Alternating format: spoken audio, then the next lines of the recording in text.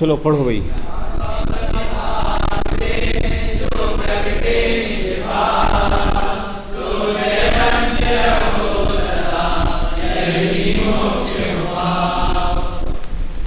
मोक्ष मार्ग प्रकाशक प्रश्न नंबर 25।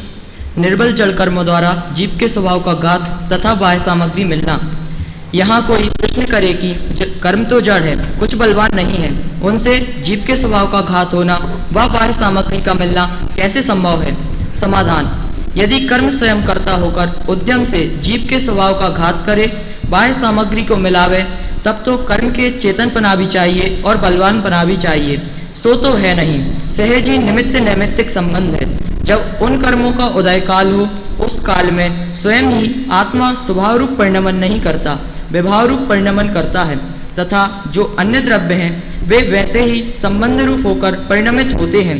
जैसे देखो, ऐसा है, कर्म के संदर्भ में कल से आप ये बैठो अभी तो, और ये स्टैंडिंग एक इंस्ट्रक्शन समझो। बैठो फटाफट, क्या कर रहे हो, देर कर रहे हो। कि मंगलाचरण शुरू हुए, उसका जो भी बच्चे आने हमसे पूछनी, चुपचाप पीछे खड़े हो जाएं। फिर मुझे जब उनको कहना होगा बैठने के लिए, जब मैं कह दूंगा, एक एक करके टपकते हैं और फिर वो मुझे डिस्टर्ब करते हैं। मुझे कभी अच्छा नहीं लगता। मैं 3 बार तो इस बात के लिए टोक चुका हूँ। आज फिर से मैं कह रहा हूँ कि मंगलाचरण शुरू होने का अगर कोई आ रहा है तो या तो वो आए नहीं, उससे हम अगले दिन बात करेंगे, और आए तो चुपचाप पीछे खड़ा हो जाए। फिर हमें लगेगा तो हम उसको बोल देंगे आके बैठ जाओ। हम शुरू नहीं करते हो, फिर फ्लो टूट जाता है।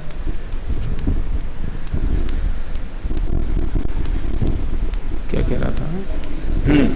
क्या कर्मों के संदर्भ में एक बात, राजा जी थोड़ी सी आवाज इसकी स्लो कर दो, ठीक है।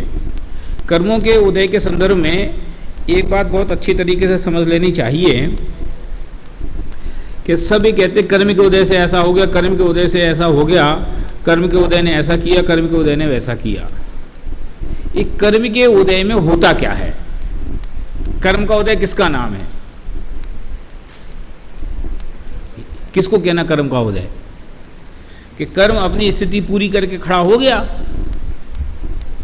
तो अब कर्म के उदय से हो गया, तो ये जो कथन है ये नैमित्तिक कथन है।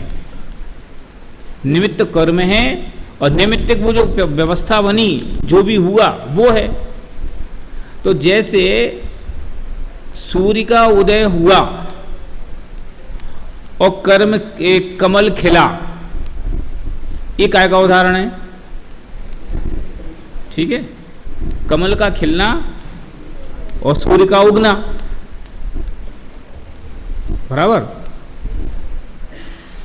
ठीक। तो सूर्य के उदय में कमल ने क्या किया, या कमल के खिलने में सूर्य ने क्या किया?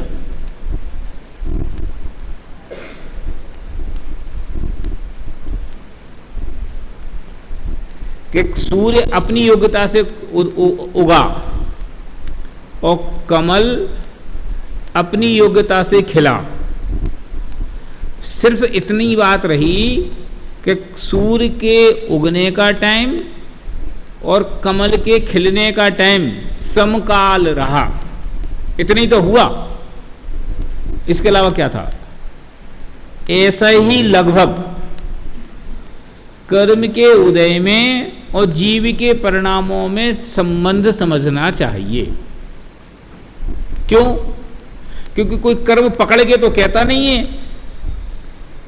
जैसे कहते हैं ना, बल जबरी करके कोई कर्म तो ऐसा करता नहीं कि नहीं साहब, एक ज्ञानावरण का कर्म का उदय हुआ तो ज्ञान के ऊपर एक पर्दा डालेगा ही डालेगा, दर्शनावरण का उदय हुआ तो ऐसा करेगा ही करेगा, अंतराय का उदय हुआ तो ऐसा होगा ही होगा। ये तो निमित्त की अपेक्षा से कथन, निमित्त की अपेक्षा से कथन करो तो इसको ऐसा भी कह सकते हैं कि जब कर्म का उदय मंद होता है तो ज्ञानावरण कर्म का उदय निमित्त होता है, सामने होता है। इस उपादान की अपेक्षा से कथन किया जा सकता है। अब चूंकि अभी अपन कर्म के एंगल से पढ़ रहे हैं, इसलिए कह रहे हैं कर्म के उदय से ज्ञान कम हो गया। तो ज्ञान कम हुआ, इसके स्वचतुष्टय स्वतंत्र है सुनना, और कर्म का उदय आया, इसके स्वचतुष्टय भिन्न है। कर्म का कार्य जो हुआ वो कर्मों में ही हुआ, उसका आत्मा में रंच मात्र लेना देना नहीं हुआ। और ज्ञान का जो कम हीनादिकपना होना हुआ वो आत्मा में हुआ, उसका कर्म से कुछ लेना देना नहीं। तो फिर कर्म के उदय से हुआ ऐसे कथन का क्या मतलब है? कि सिर्फ मतलब इतना है कि उन दोनों में समकालपना है। मैं समकाल सर्वथा क्यों नहीं कह रहा हूं? क्योंकि बंधन के निमित्त से यहां उदय आया है, तो इन दोनों में एक क्षेत्र अवघा संबंध है और फिर उसमें स्थितिकरण है, स्थिति बंध है कि इतने काल तक वो आत्मा के साथ रहेंगे, और फिर इसमें अनुभाग बंध है कि जब स्थिति पूरी करके आएंगे तो इस प्रेशर के साथ उदय में आएंगे। तो कर्म ने क्या किया कि कर्म ने कुछ नहीं किया, कि कर्म तो अपनी स्थिति पूरी करके निकल गया। तो फिर इधर कर्म के कारण से आत्मा दुखी हुआ, ऐसा क्यों कहा? क्योंकि आत्मा जब दुखी हो रहा था तो सामने कर्म का उदय देखा गया। आत्मा में कम ज्ञान हुआ इसलिए ज्ञानावरण कर्म के कारण से हुआ, ऐसा क्यों कहा गया? क्योंकि जब आत्मा में ज्ञान की कमी दिखाई दी तो कर्म का उदय सामने दिखाई दिया। इतना ही संबंध है, और इस संबंध को हम इतना प्रेशराइज कर लेते हैं, इस संबंध का हम इतना वजन अपने माथे रख लेते हैं कि भैया कर्म ही जो चाहे सो करें, कर्म ही चाहे तो सुलाएं, कर्म ही चाहे तो जगाएं, कर्म ही चाहे तो उठाएं, कर्म ही चाहे तो बिठाएं, कि सब कर्म का उदय हम क्या करें। अगर कर्म के उदय से सब कुछ होता तो फिर बंध और मुक्ति का मार्ग ही कैसे रहेगा? अगर कर्म के उदय से सब कुछ होना हो तो फिर जिस टेम्परेचर का कर्म उदय में आया उसी टेम्परेचर का परिणाम होगा और उसी टेम्परेचर का बंद होगा, ये साइकिल चलता ही रहेगा। कर्म कितने ही टेम्परेचर का उदय में आए, जरूरी नहीं कि परिणाम उतने ही टेम्परेचर का होए, और जितने टेम्परेचर का परिणाम है कर्म उसके अनुपात में बंधते हैं। तीव्र सादा कर्म का उदय हो तो जीव को उतना ही दुखी होना चाहिए, ये कोई नियम नहीं है। अज्ञान के कर्म का तीव्र उदय हो तो जीव को उतना ही अज्ञान होना चाहिए, ऐसा कोई सर्वथा नियम नहीं है। मोहिनी कर्म का कितनी तक तीव्र उदय आए, जरूरी नहीं है कि उसको उतना ही मोहिनी मान कषाय का परिणाम उदय में आना चाहिए, सामने कषाय का परिणाम उतना ही दिखना चाहिए। ये जीव की स्वतंत्र व्यवस्था है, वो कर्म की स्वतंत्र व्यवस्था है। इसके बावजूद भी कर्म का निमित्त नैमित्तिक संबंध पक्का है कि जब जब क्रोध होगा तो सामने मोहिनी कर्म का उदय खड़ा दिखाई देगा, जब जब अज्ञान का उदय होगा तब तक ज्ञानावरण कर्म का उदय सामने खड़ा दिखाई देगा। ऐसा कभी नहीं होगा कि अज्ञान तो हो और कर्म का उदय न दिखाई दे, ऐसा कभी नहीं होगा कि क्रोध हो और मोह का उदय कभी न दिखाई दे। बोलो। तो ये कर्म की बंध मोक्ष तो ये कर्म की अपेक्षा से ही है ना, स्वभाव से तो हम वैसे भी कर्म से बंधे नहीं हैं। तो लेकिन बंध मोक्ष का पुरुषार्थ तो खत्म हो जाएगा ना, अगर कर्म के उदय से सब कुछ होता होगा तो बंध मोक्ष का व्याख्यान काय के लिए होगा? फिर कर्म के कारण तो हुआ ना। तो अगर कर्म के होने से सब कुछ होना है तो फिर मोक्ष तो होगा ही नहीं कभी, क्योंकि कर्म का उदय तो सदा काल है जीव को। तो जैसा कर्म उदय में आया वैसे जीव का परिणाम होगा, जैसा जीव का परिणाम होगा वैसे ही कर्म का बंद होगा। मोक्ष कब होगा? तो ऐसा कर्म का उदय कैसे ही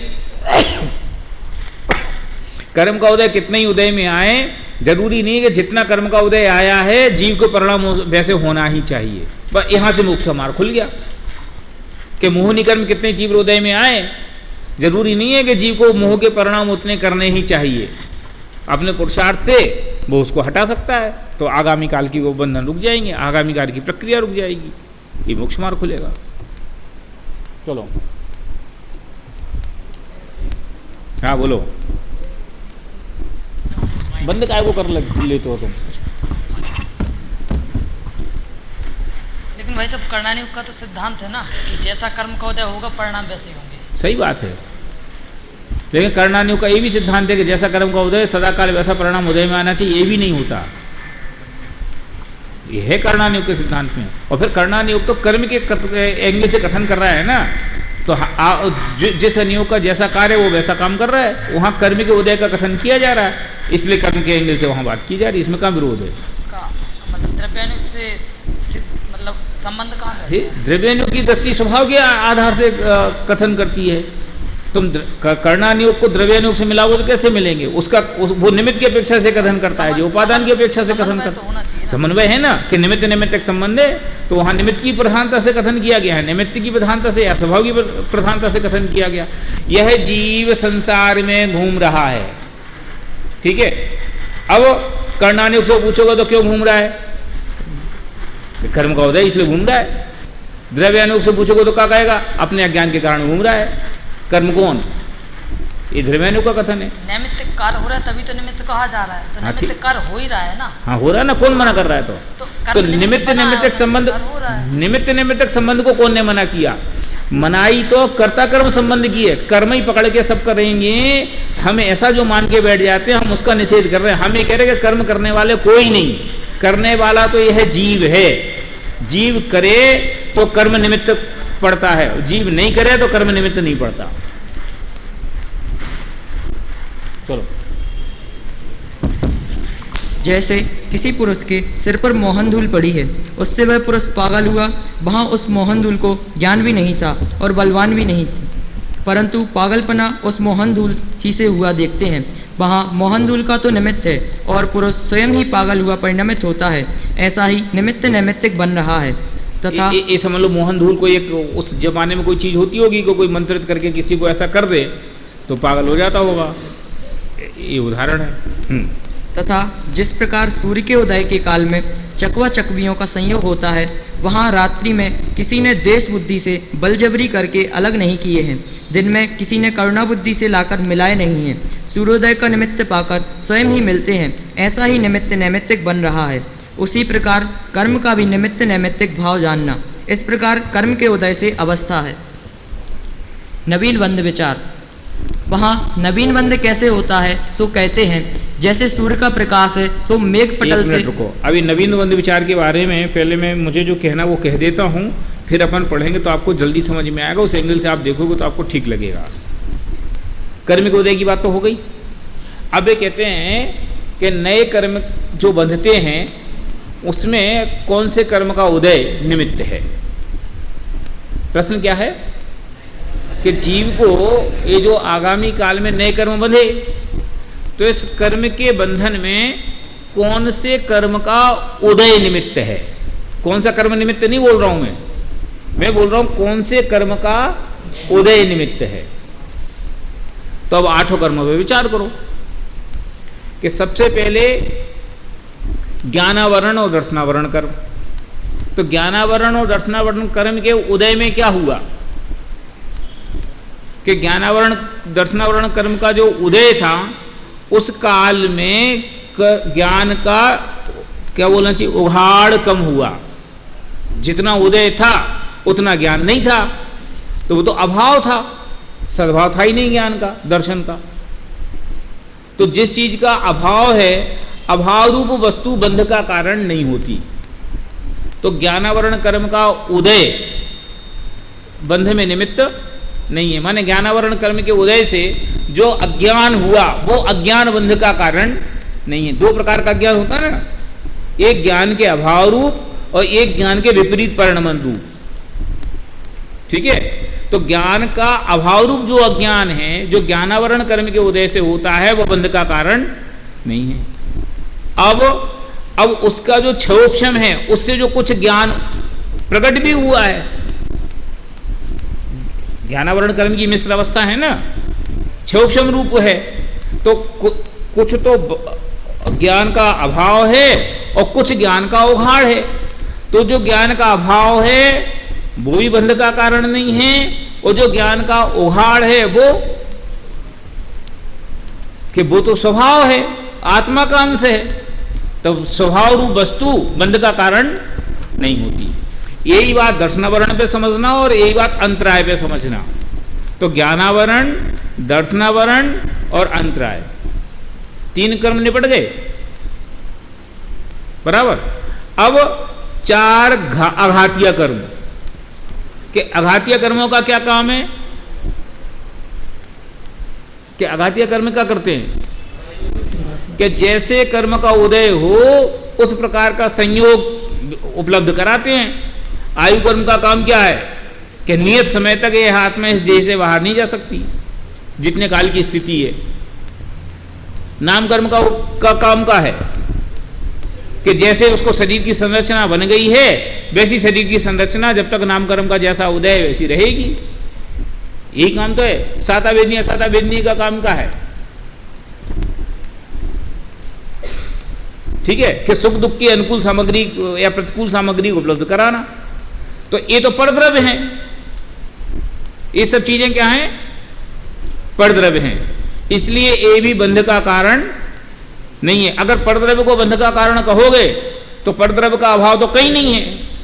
6 द्रव्य तो पूरे लोक में भरे पड़े हैं, तो सब जगह बंध का सद्भाव खड़ा हो जाएगा। इसलिए 8 कर्मों में से 7 कर्मों का उदय बंध के लिए उत्तरदायी नहीं है। कि ज्ञानावरण के उदय से डरने की जरूरत नहीं है, दर्शनावरण के उदय से डरने की जरूरत नहीं है, अंतराय कर्म के उदय से डरने की जरूरत नहीं है। ऐसी जो 4 आघाती कर्म हैं उनके उदय से डरने की कोई जरूरत नहीं है। क्यों? ये नवीन बंध में कोई इन्वॉल्वमेंट नहीं करते। इनका उदय में आए, अपना फल दिया और खिर गए, जीरो हो गए। अब कि बचा एक मोहिनी, ठीक है।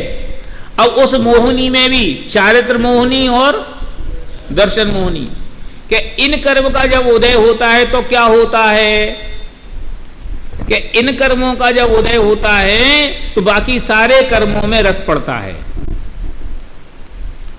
कि आघाती कर्म का उदय हो और मोहिनी कर्म का उदय ना हो तो उसका कोई असर नहीं। लेकिन आघाती कर्म का उदय प्लस मोहिनी कर्म का उदय मतलब सुख दुख। जैसे संयोग है, संयोग अच्छा है बुरा है, ये अच्छा बुरा कब दिखाई देता है? कि जब कसाय का उदय होता है। कसाय के उदय के बिना ये रोटी सूखी या रोटी गीली किसको समझ में आती है? नहीं आती। इसलिए मोहिनी कर्म का उदय ही नए कर्मों के बंध को जन्म देता है। आगामी काल में बंध होगा, नए कर्मों का बंध होगा। कितना होगा? तीव्र होगा, मंद होगा, अल्प अनुभाग का होगा, तीव्र अनुभाग का होगा। इस सब का निर्णय कौन करता है? कि अकेले वो मोहिनी कर्म का उदय। कि मोहिनी कर्म के उदय से जो विकार रूप परिणाम हुए, जो अज्ञान और कसाय रूप परिणाम हुए, वे अज्ञान और कसाय रूप परिणामों से नवीन कर्मों का आश्रय होता है और उसी के अनुसार, उसी कसाय परिणाम के अनुसार उनका क्या बोलना चाहिए, बंध होता है। और बंध के वो 4 वेद उनकी चर्चा अभी आगे करने वाले हैं कि योग से क्या होगा और उससे कसाय से क्या होगा। पर नए कर्मों के लिए आश्रय बंध का हेतु कौन है? मेन कि नवीन कर्मों के बंध के लिए मोहिनी कर्म उदय का उदय निमित्त है। कितनी बढ़िया व्यवस्था है कि हमें सावधानी कितनी सी चीज में रखनी है कि सिर्फ जब कषाय का उदय आए तो सावधानी रखो, तो सजगता रखो, नवीन कर्म का बंध नहीं होगा। और उसको छोड़ के बाकी सब कामों में कि हमारी तो बुद्धि ऐसी है, उसके लिए तुम रोते रहो, तो रोते रहो, उससे क्या लेना देना है, क्योंकि वे नवीन बंध में इन्वॉल्व नहीं होते। इसलिए 8 कर्मों में से मात्र एक मोहिनी कर्म का उदय ही ऐसा है जो आगामी काल में बंध के लिए हेतुभूत होता है अथवा जिम्मेवार होता है। अब कहने के लिए कथन कहा जाता है कि अपन कसाय का उदय मत करो, कसाय से बचो, पर मैं कह रहा हूं कि कसाय से बचने का रास्ता भी क्या है कि कसाय से बचे, कसाय ना हो, कसाय से के उदय से बचे। इसका उपाय क्या है कि कसाय से बचने के लिए कसाय का निषेध करना ये उपाय नहीं है कि कसाय पैदा काहे से होती है, कि कसाय के पैदा होने का मूल बिंदु क्या है, जड़ क्या है, कि जड़ यह है कि परद्रव्य में इष्ट अनिष्ट की बुद्धि, परद्रव्य में एकत्व ममत्व का परिणाम। वो एकत्व ममत्व का परिणाम नहीं होएगा, परद्रव्य में इष्ट अनिष्ट की बुद्धि नहीं होएगी तो कसाय नहीं होएगी, कसाय नहीं होएगी तो नया बंध नहीं होएगा, नया बंध नहीं होगा तो संसार खत्म हो गया। इसलिए जिन्हें बंध ना करना हो वे कषाय ना करें। ये वाक्य इसमें भी होगा शायद, नहीं ये तो कहीं और है, इसमें है, हाँ ये है, जिन्हें बंध ना करना हो वे कषाय नहीं करें। ठीक है, हाँ जो निद्रा आदि हैं, निद्रा आदि, ये दर्शनावरण का उदय का कार्य है। और जो हमने अभाव और भाव का ज्ञान दर्शनावरण अंतराय पे पॉइंट लगाया, तो निद्रा का तो उदय है और ये स्वभावभूत क्रिया भी नहीं है, तो इस पे अभाव वाला पॉइंट भी नहीं घटेगा। और उदय होने के कारण वो तो स्वभाव है, तो इस पे तो वो वाला पॉइंट भी नहीं घटेगा। तो निद्राओं को भी बंध का कारण ग्रहण कर लें। क्या मतलब? ज्ञानावरण में ऐसा कहा कि ज्ञानावरण का जो उदय माने ज्ञान के कारण, एक तो अभाव वाला पॉइंट खड़ा हुआ कि ज्ञान का अभाव ही इसलिए वो बंध का कारण, और जो उसके कारण ज्ञान का उदय हुआ तो वो तो स्वभावभूत क्रिया है, तो उस माने उसके क्षोभम से जो ज्ञान का उदय हुआ वो तो स्वभाव ही है, तो उसको बंध का कारण नहीं कह सकते। इसी प्रकार दर्शनावरण और अंतराय पे लगाने के लिए कहा गया। दर्शनावरण के अंदर जो निद्रा आती है, अब निद्रा में जो निद्रा का उदय होगा तो वो तो स्वभाव नहीं होगा, सो उस पे वो वाला पॉइंट भी नहीं घटा। तो निद्रा से तो दर्शन का अभाव हुआ, तो दर्शन का तो अभाव हुआ, लेकिन उसको बंद व्यवस्था में जोड़े नहीं जोड़े? क्या मतलब? निद्राओं के को बंद व्यवस्था में जोड़ा जाएगा या नहीं जोड़ा जाएगा? समझा नहीं मैं आप क्या कह रहे हो। निद्राओं को नवीन बंद में क्यों नहीं जोड़ा जाता? सीधा सा इतना बात है, निद्राएं नवीन बंद का कारण क्यों नहीं ली? अब ऐसा तो हर क्रम के उदय पिंडी जो लगाओगे तो अलग अलग मीमांसा खड़ी हो जाएगी। नहीं माने दर्शनावरण क्यों? हाँ ठीक है, चलो।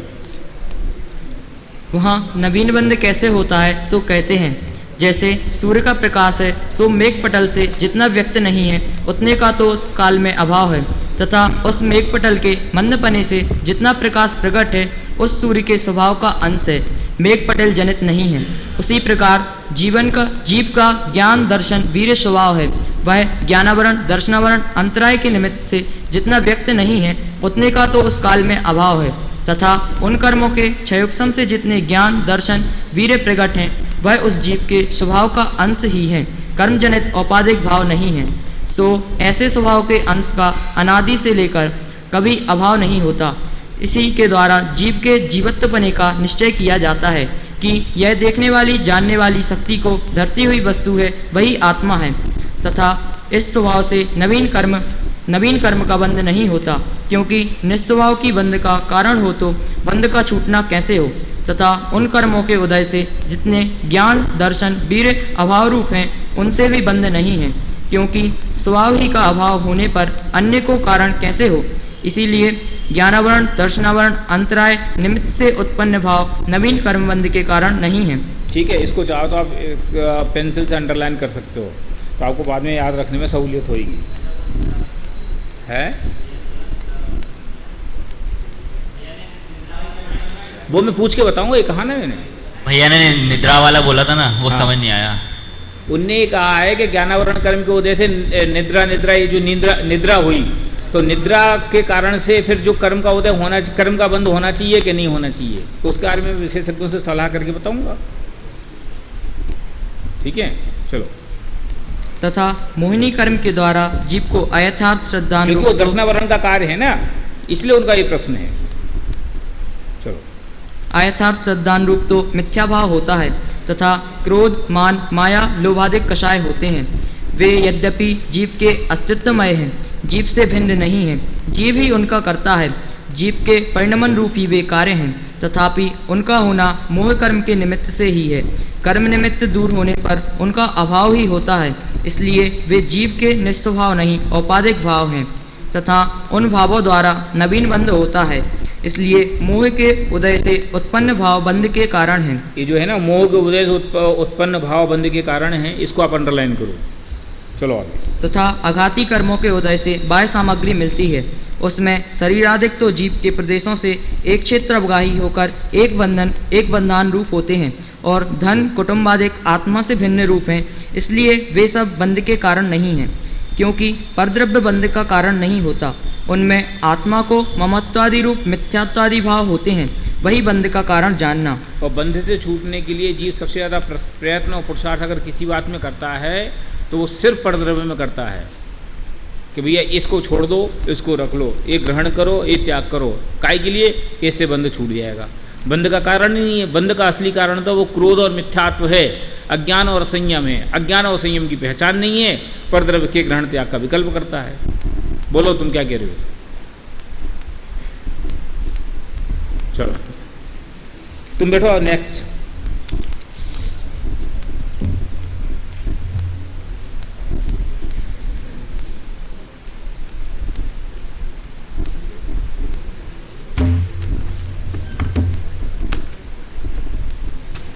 योग और उससे होने वाले प्रकृतिबंध प्रदेशबंध। तथा इतना जानना कि नाम कर्म के उदय से शरीर वचन और मन उत्पन्न होते हैं। उनकी चेष्टा के निमित्त से आत्मा की प्रदेशों का चंचलपना होता है। उससे आत्मा को पुद्गल वर्गणा से एक बंधन होने की शक्ति होती है। उसका नाम योग है। ये योग की परिभाषा है, आप इसको अंडरलाइन कर सकते हो।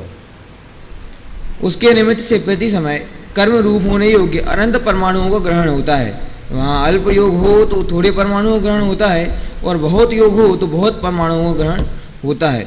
तथा एक समय में जो पुद्गल परमाणु ग्रहण करे उनमें ज्ञानावरणादि मूल प्रकृतियों का और उनकी उत्तर प्रकृतियों का जैसे सिद्धांत में कहा वैसे बंटवारा होता है। उस बंटवारे के अनुसार परमाणु उन प्रकृतियों रूप स्वयं ही परिणमित होते हैं।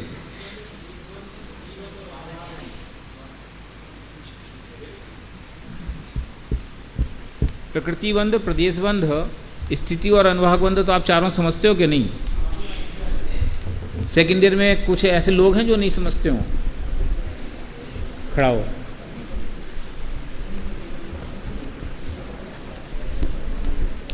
प्रकृतिबंध कैसे कहते हैं? कोई परिभाषा छोड़ दो, उदाहरण से समझा दो तुम तो हमें।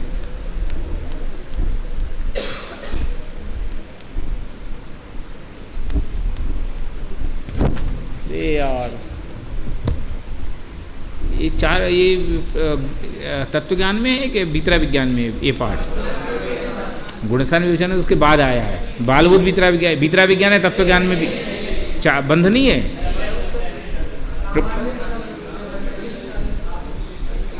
चार बंध का पाठ नहीं है तो लघु सिद्धांत प्रविष्का में तो है ही है, और गुणस्थान में तो है ही। बोल खतौली, खड़ा हो। प्रकृतिबंध किसे कहते हैं?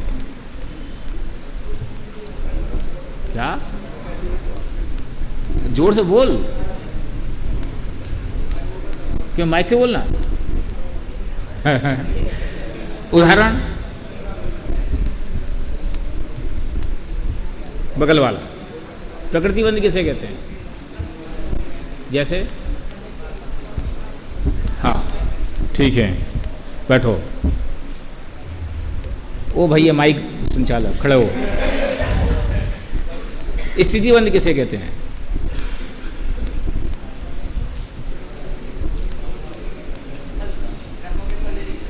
स्थितिबंध कहते हैं, ठीक है, शाबाश। कौन बोल रहा पीछे? जबरदस्ती ज्ञान का जीर्ण हुआ। तुम बोलो।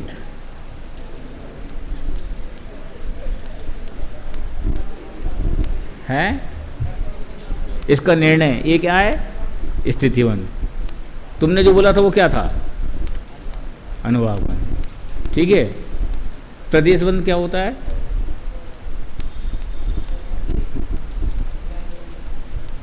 अनेकांत। क्या? बैठो, मैं आपको बहुत संक्षेप में समझा देता हूं, परिभाषा आप गुणस्थान से समझ लेना। प्रकृति, प्रदेश, स्थिति और अनुभाग के कोई कर्म उदय आए, आश्रय हुआ ना, अब उनका बंध होएगा तो उसमें चार चीजें होंगी: प्रकृति, प्रदेश, स्थिति और अनुभाग। प्रकृति माने ये कर्म किसके पाले में जाएंगे? क्या ज्ञानावरण के पाले में जाएंगे? क्या दर्शनावरण के पाले में जाएंगे? समझ लो 100 कर्मा वर्गणाएं आई तो 100 वर्गणाओं में से 10 को भैया तुम ज्ञानावरण के कमरे में जाओ, तुम दर्शनावरण के कमरे में जाओ।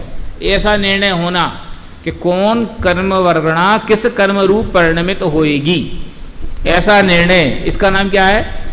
प्रकृतिबंध। ठीक है। प्रकृति टेस्ट, नेचर। फिर प्रदेश तो बहुत स्पष्ट है कि संख्या के 100 में से 10 इसको दे दिए, 5 उसको दे दिए, 15 इनको दे दिए, 40 इनको दे दिए, 45 इनको दे दिए। इसका नाम क्या है? माने जितने कर्म आए, कर्माण वर्गणाएं आई, उनकी संख्या का निर्धारण, ये क्या है? प्रदेश। स्थिति टाइम फैक्टर कि एक कितने काल तक आत्मा के साथ एक क्षेत्रवगाह रूप से रहेंगे, इसका नाम क्या है? स्थिति। कि ज्ञानावरण कर्म की जो प्रकृति बंधी है, ये कितने काल तक आत्मा के साथ एक क्षेत्र अवगाह रहेगी, इसका निर्णय, इसका नाम क्या है? स्थिति। और अनुभाग ताकत, फलदान शक्ति, ताकत, पावर, कि जब ये उदय में आएगा तो जीव को कितना हिलाएगी, माने जीव उसे कितना प्रभावित होएगा, इसका निर्णय, इसका नाम क्या है? अनुभाग। प्रकृति, प्रदेश, स्थिति, अनुभाग। प्रकृति माने ज्ञानावरणादिक का भेद, प्रदेश माने संख्या का निर्णय, स्थिति माने कितने काल तक एक क्षेत्र अवगाह रहेंगे, इसका निर्णय, और अनुभाग माने कि जब वे उदय में आएंगे तो उनकी फल देने की सामर्थ्य कितनी होगी, उनकी पावर कितनी होगी, उसका नाम क्या है? अनुभाग बंध। तो प्रकृति, प्रदेश, स्थिति और अनुभाग, ये 4 बंध होते हैं। इस 4 बंध के लिए क्या क्या चीजें जिम्मेवार हैं? योग और कषाय। योग से होता है प्रकृति और प्रदेश का निर्णय, और स्थिति और अनुभाग का निर्णय कषाय से होता है। ठीक है, इस संदर्भ में मैंने ये बात आपसे पूछी थी। अब पढ़ो। विशेष इतना कि योग 2 प्रकार का है, शुभ योग और अशुभ योग। महाधर्म के अंगों में मन वचन काय की प्रवृत्ति होने पर तो शुभ योग होता है, और धर्म के अंगों में उनकी प्रवृत्ति होने पर अशुभ योग होता है। वहाँ शुभ योग हो या अशुभ योग हो, सम्यक तो प्राप्त किए बिना घातिया कर्मों की तो सर्व प्रकृतियों का निरंतर बंध होता ही रहता है। ये बात आपको यद्यपि पता होगी, लेकिन तो भी आप अपनी जानकारी के लिए इसको अंडरलाइन करें कि देखो कि जब भी कोई कर्म बनता है, तो जब भी कोई बंद होता है तो 8 कर्म बनते हैं, माने एक आयु कर्म को गौण कर दो क्योंकि वो एक समय में बनता है, पर 7 कर्म निरंतर बनते हैं। चाहे आप पुण्य के परिणाम करो, चाहे पाप के परिणाम, चाहे शुभ योग करो, चाहे अशुभ योग करो। अब इसमें से अघाती कर्म में पुण्य पाप का भेद है, घाती कर्म की तो सारी प्रकृतियां पाप रूप ही हैं, इसलिए पाप के काल में तो पाप बंधता ही बंधता है, पुण्य के काल में भी पाप बंधता है। ठीक है, जिनको बच्चों को समझ में नहीं, बाद में इस विषय को समझ लेना। चलो। तथा अघातीय कर्मों की प्रकृतियों में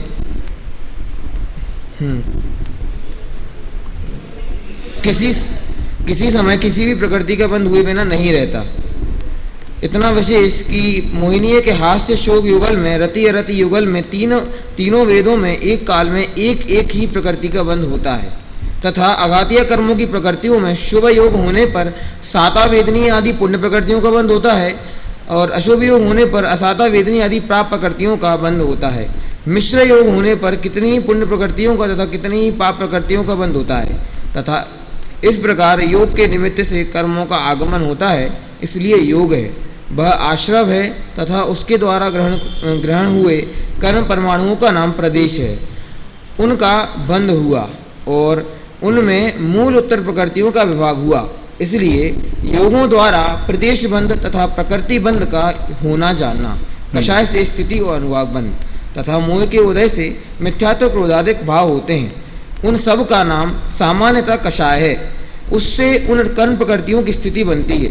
वहाँ जितनी स्थिति बने उसमें आबादा काल को छोड़कर, ये आबादा काल क्या होता भैया? बोलना नहीं, बोलो तुम्हारे। हाँ नहीं, अरे यार ये तो यार बहुत बुरी बात है यार। फाइनल में भी कुछ टेस्ट करूं? हाँ, नहीं तो फाइनल वाला जबरदस्ती शहंशाह बने बैठे हैं तुम्हारे पीछे, आकाश के आगे वाला। बैठ के बोल दो। जब तक कर्म उदय में नहीं आए उतने समय तक का काल जो होता है वो अवादा काल कहते हैं। उसको क्या बोलते हैं? अवादा काल। ये आगे खड़ा हो। हाँ,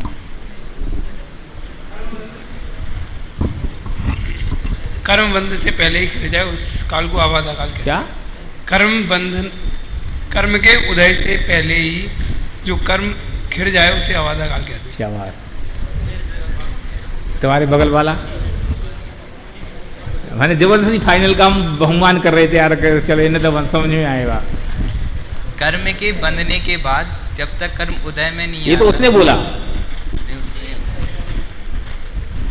ये तो उसने बोला है भाई, इसमें कौन सी नहीं बात था कि कर्म जब तक उदय के कर्म बंध बंद के नहीं, जो तुम बोल रहे लगभग वही बोला था उसने, मतलब तो यही था बगल वाला। नियम से जितने काल तक उदय में नहीं है उतना काल आबादा काल। बैठो, समझ में आई? इससे पूछ रहा हूँ, क्या समझ में आया? नियम से जब तक आबादा काल का मतलब समझ में आया कि नहीं आया? क्या जब खिरना होगा उससे पहले जब खिर जाएगा उसे आबादा काल। फिर वही बात यार, तो अपनी जगह पे फिर अड़े हो, समझाओ उसको।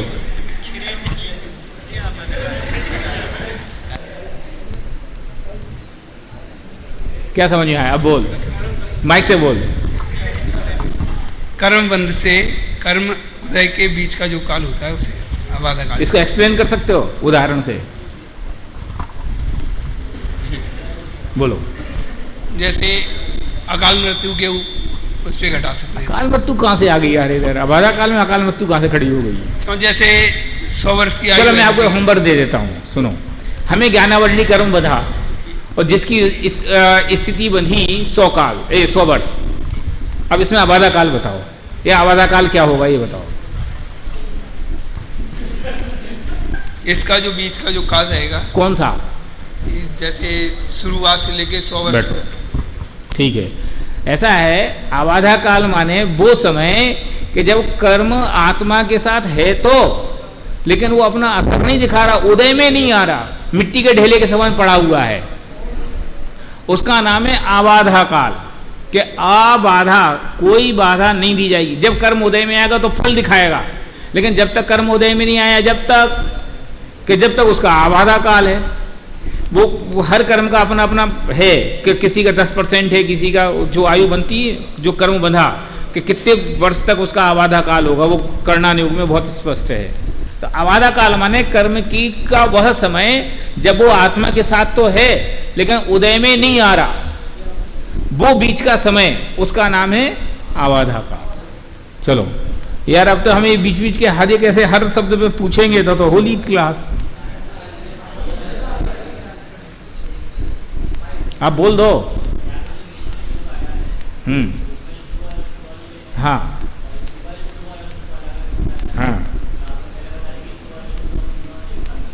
हैं। तो बहुभाग मिश्र योग होता है।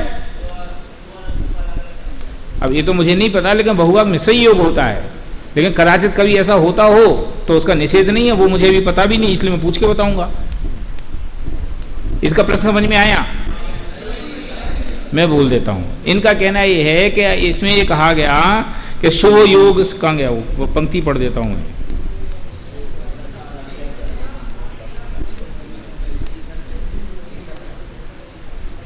हाँ, अघातीय कर्मों की प्रकृति में शुभ योग होने पर असाता वेदनी आदि पुण्य प्रकृतियों का, अशुभ योग होने पर असाता वेदनी आदि पाप प्रकृतियों का बंध होता है। मिश्र योग होने पर कितनी ही पुण्य प्रकृतियों का, कितनी ही पाप प्रकृतियों का बंध होता है। ठीक है ना? तो इसमें क्या दिक्कत है?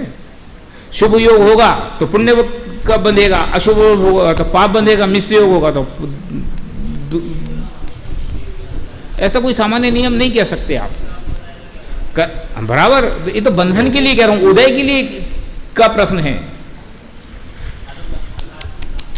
नहीं, आप फिर गड़बड़ हो गए। देखो, जब कर्म बंधेगा तो बंधने में तो समझ लो 7 कर्म बंध रहे, लेकिन कर्म के आश्रय के लिए तो कर्म का उदय चाहिए ना, कषाय का उदय चाहिए।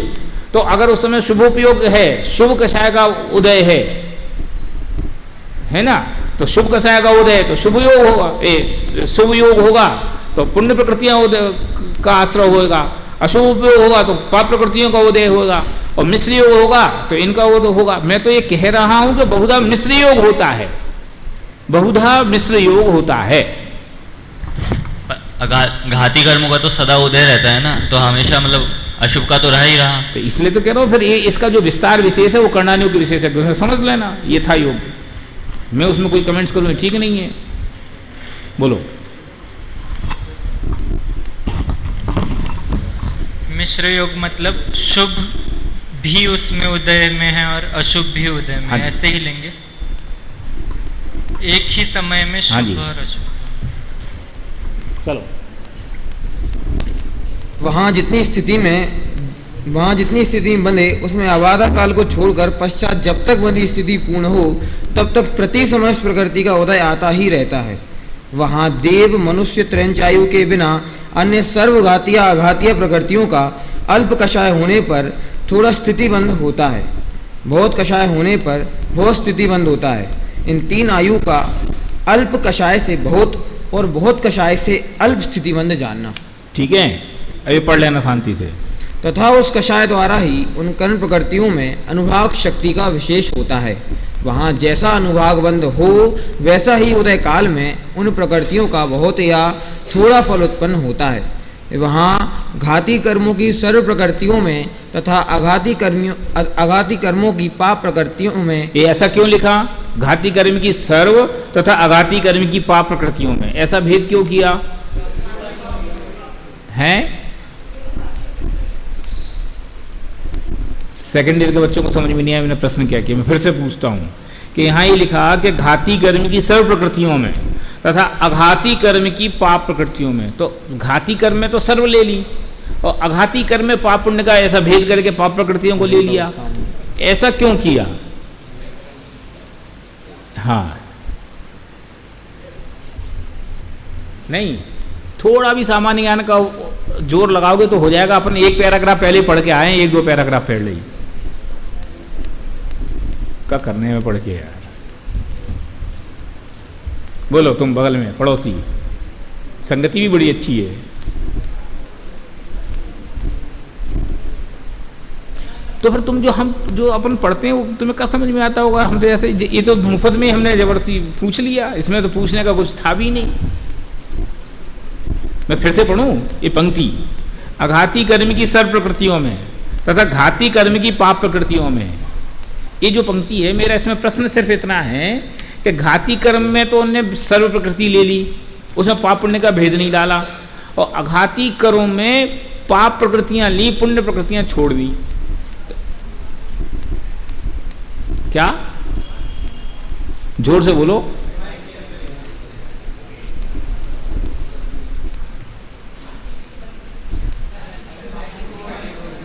हाँ बोल, जोर से बोल।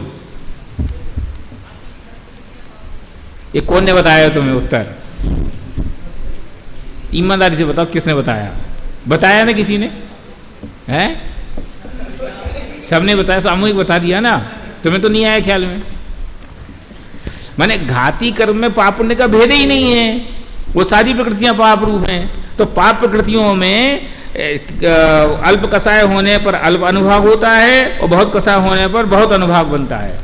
एक कहना था, इसलिए उन्होंने ऐसा भेद किया। चलो, वहाँ घाती कर्मों की सर्व प्रकृतियों में तथा आघाती कर्मों की पाप प्रकृतियों में तो अल्प कषाय होने पर अल्प अनुभाग बनता है और बहुत कषाय होने पर बहुत अनुभाग बनता है, तथा पुण्य प्रकृतियों में अल्प कषाय होने पर बहुत अनुभाग बनता है और बहुत कषाय होने पर थोड़ा अनुभाग बनता है। ये उल्टा हो गया, थोड़ा सा गलत है ना, तो समझ लेना जरा। चलो, इस प्रकार कषायों द्वारा कर्म प्रकृतियों की स्थिति अनुभाग का विशेष हुआ, इसलिए कषायों द्वारा स्थिति अनुभाग बंध का होना जानना। यहाँ जिस प्रकार अब ये कहते हैं अल्प तीव्र की बजाय अनुभाग बंध महत्वपूर्ण है। अनुभाग बंध के कारण ही काम होगा, माने स्थिति बंध कैसा है उससे कोई फर्क नहीं पड़ेगा। प्रदेश बंध अनुभाग ये कितने हैं इसकी वजह अनुभाग बंध कितना है उसके आधार से कर्म बलवान है कि नहीं उसका निर्णय किया जाएगा। चलो, यहाँ जिस प्रकार बहुत मदिरा भी है और उसमें थोड़े काल पर्यंत थोड़ी उन्मत्तता उत्पन्न करने की शक्ति है, तो वह मदिरा हीन पने को प्राप्त है, तथा यदि थोड़ी भी मदिरा है और उसमें बहुत काल पर्यंत बहुत उन्मत्तता उत्पन्न करने की शक्ति है, तो वह मदिरा अधिक पने को प्राप्त है। उदाहरण तो समझ में आ गया होगा कि किसको नहीं आया?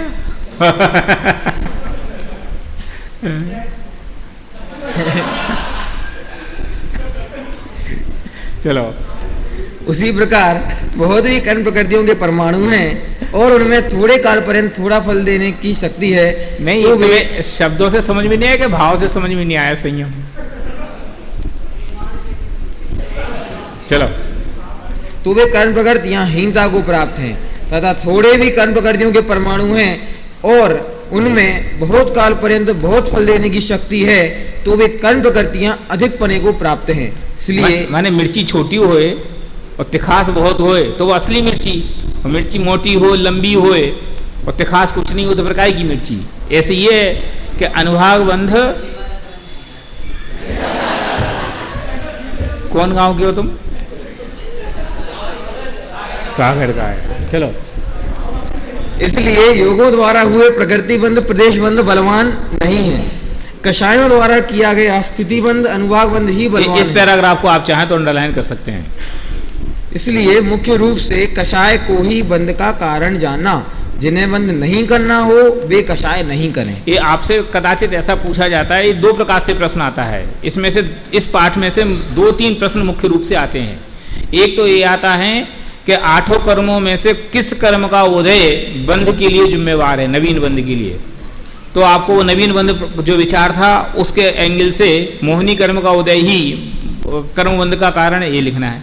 यह इसको घुमा के पूछा जाता तो ये पूछा जाता है कि मोहिनी कर्म का उदय ही बंध के लिए कारण है, कथन को सिद्ध करो, तो भी आपको वही लिखना है। दूसरा ये होता है कि बंध नहीं करना हो, कसाय बेकसाय नहीं करें, कथन का विस्तार करें या संदर्भ प्रसंग सहित इसकी व्याख्या करें, तो आपको ये पूरा कथन लिखना है कि अनुभाग शक्ति हो तो विशेष होता है, अनुभाग शक्ति ना हो तो उसकी कोई कीमत नहीं। और अनुभाग बंध के लिए मुख्यतः कषाय जिम्मेवार है, इसलिए कषाय ही मूल बंध का कारण है।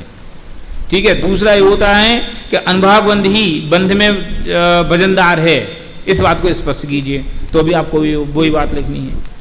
ठीक है। इसलिए इस पाठ में से लगभग 2-3 प्रश्न ऐसे बनते हैं जो मुख्य रूप से आपको समझने के लायक हैं, जिसमें चकरा जाते हैं आप लोग। बाकी तो विस्तार है ऐसी, उसमें कोई बात रहती नहीं है। ठीक है।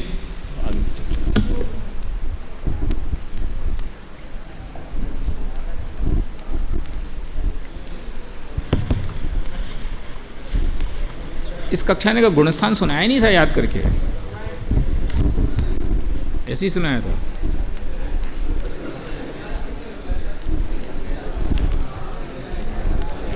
अरे हम निकाल लेंगे यार।